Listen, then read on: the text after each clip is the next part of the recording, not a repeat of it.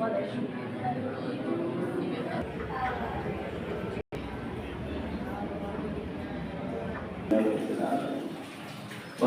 والسلام على سيد المرسلين.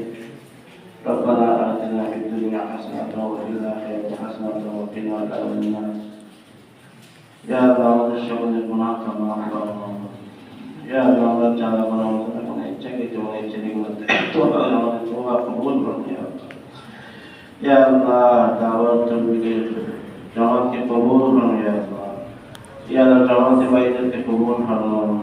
يا الله তাদের খাতমে বরকত দান করো। সারা দুনিয়া জুড়ে হেদায়েতের জুড়ে বলবিয়া সামনে বিশ্বাস তোমার বরকত কামে করো। সত্তরকম সমস্যার সমাধান করো।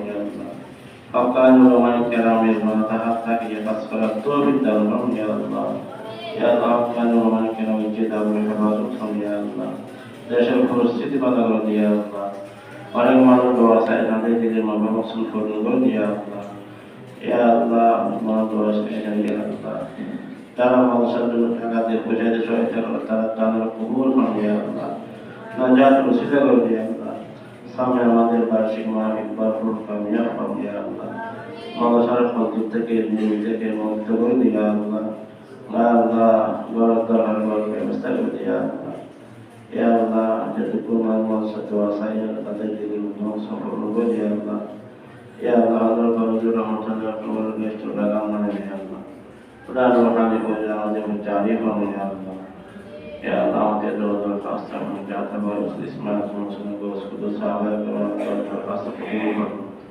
بجود سبحان ربك رب العزة عما يصفون والسلام على المرسلين والحمد لله رب العالمين.